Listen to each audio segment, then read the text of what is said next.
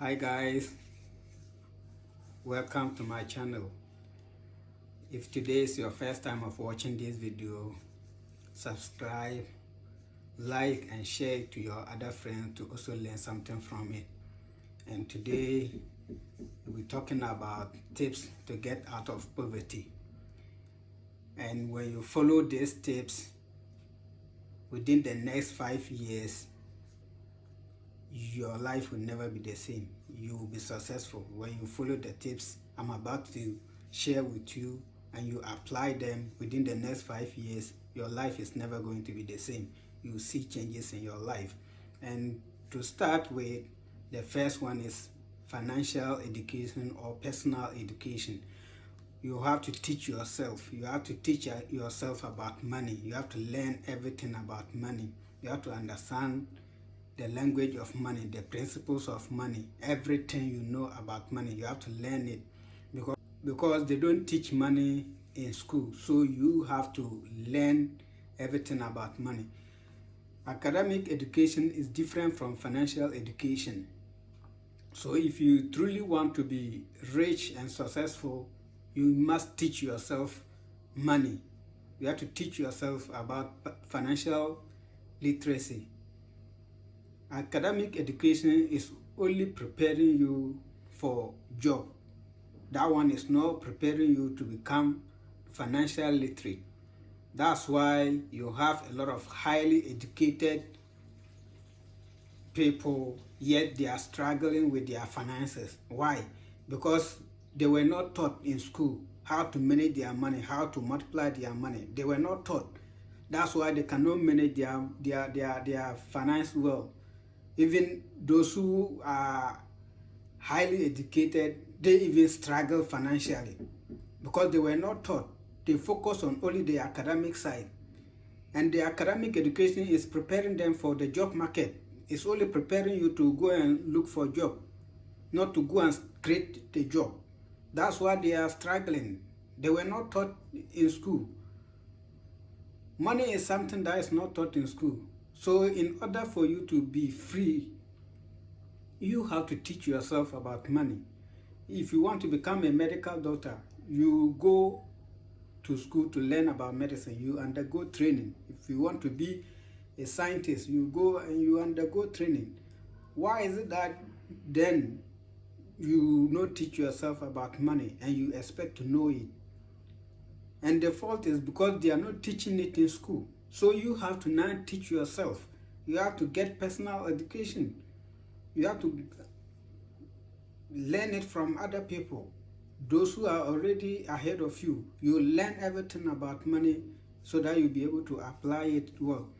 And then the second tip is the knowledge that you have acquired, then you have to put it into practice, because 1,000 good intentions are not as powerful as one action.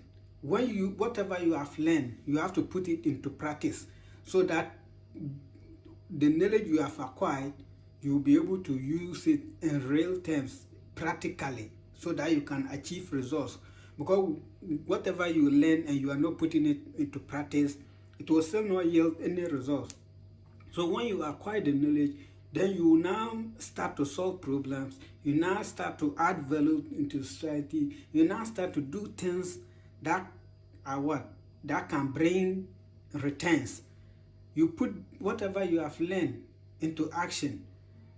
Because when you learn and you don't practice what you are learning, then you will not actually know whatever that you are going to achieve or to acquire. So you now put, because knowledge put into what?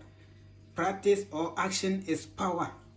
But not just knowledge alone. Why? Knowledge is power, but the knowledge put into action is what? Powerful.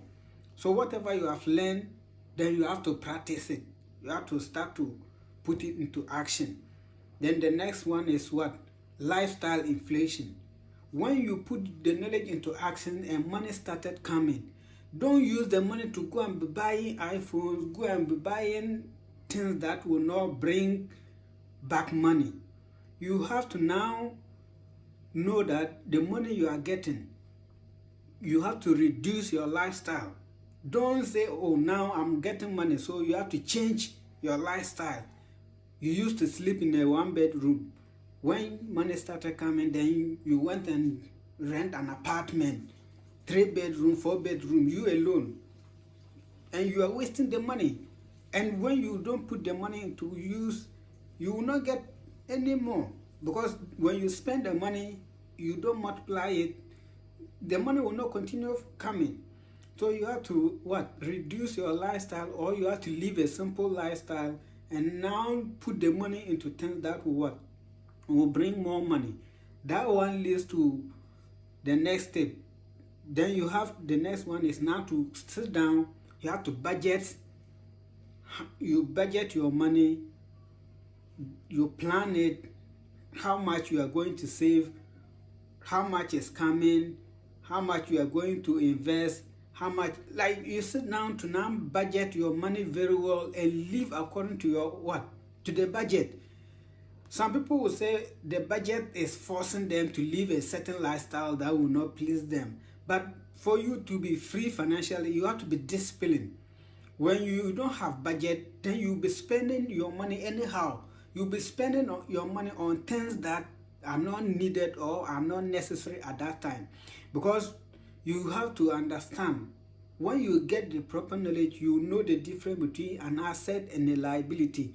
You don't have to be putting your money in things that don't bring returns, because assets are things that increase in value and what? Put money in your pocket. And liability are things that what? Devalue and take money out of your pocket.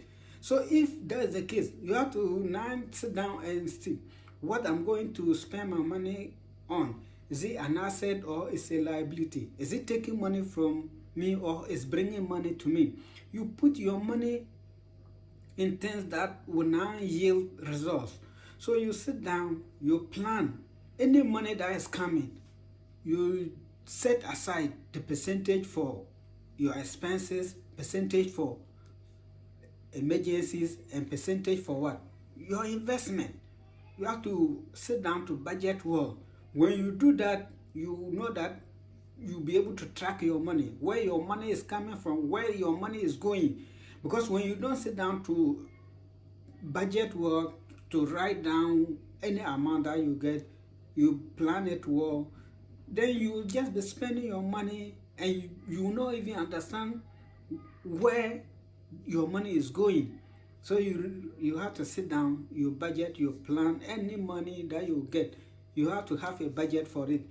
Otherwise, when the money comes, the money will decide what you will use it for, but not the other way around. But when you budget, immediately the money comes, you know where the money is going and what the money is meant for. And the last part is investment, because the only way money grows is through investment. You now have to invest your money in assets that bring money into your account all the time. Even whether you work or you don't work, all the time money keep on flowing. You invest your money in what? Assets that are bringing in cash flow. If you are not investing in things that you understand, then you have to you throw your money away. When you are going to invest, you have to invest in things that you have knowledge about, things that you can control. Don't go and put your money in things that you don't have control over. Let's take it, when you go and put your money in the stock market, you don't have control over it. But when you go and use your money to start a business, you are monitoring, you are managing the business, you control your money, you control your capital. You have to understand that any investment that you are going to do and you are at the risk of losing your capital, then it's not a viable investment that you should do. I'm not saying the stocks is not a good investment. It's good investment, but you have to understand. You have to understand whatever that you are investing your money into, so that you can have control over it. You don't invest your money in places that they control it. You don't have a say. So before you do that investment, you have to know whether you have control over those things or not before you can put your money into things that you understand